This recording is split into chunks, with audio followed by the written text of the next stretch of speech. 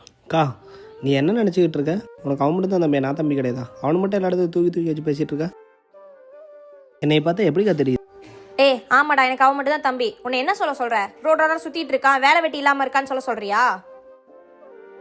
நான் எது கேட்டாலும் செய்யற இடத்துல அவன் இருக்கான். நல்லா படிச்சா நல்ல பொசிஷனுக்கு வந்துட்டான். நீ என்ன பண்ணிட்டு இருக்கிற? நான் அவனை தானே தூக்கி வச்சு பேசுவேன். போடா வேலையை பார்த்துட்டு. சார் கேள்வி கேட்க வந்துட்டான். சொல்லுக்கா கூப்பிட்டுருந்தா?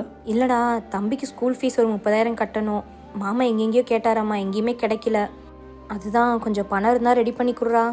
அக்கா என்னக்கா சும்மா சும்மா பணம்னு இருக்க? நான் அப்பா அம்மா பார்ப்பனா இல்லை எங்கள் வீட்டை பார்ப்பனா? நீ கேட்டேன்னு நான் காசு கொடுத்துட்டே இருப்பேனா? 1008 செலவு இருக்குக்கா, பசங்க படிப்பு வேறு இருக்கு. என்கிட்ட காசு இல்லைக்கா, ஆளை விடுக்கா. வாடா. வரேன்க்கா. சரிப்பா.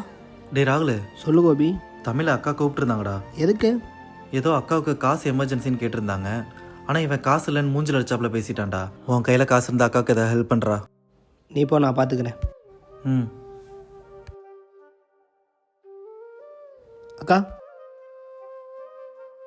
தமிழ்கிட்ட பணம் கேட்டிருந்தியம்மா, ஏன் என்கிட்ட கேட்கக்கூடாதுக்கா? நானும் உன் தம்பி தான்க்கா. உனக்கு நான் முக்கியமாக இல்லைன்னு இல்லைக்கா, ஆனால் எனக்கு நீ முக்கியம்தான்க்கா. இந்தாக்கா இந்த பணத்தை பிடிக்கா. எதாக இருந்தாலும் என்கிட்ட எப்போ வேணாலும் கேளுக்கா, சரியாக்கா? டேய் ஏக்கா?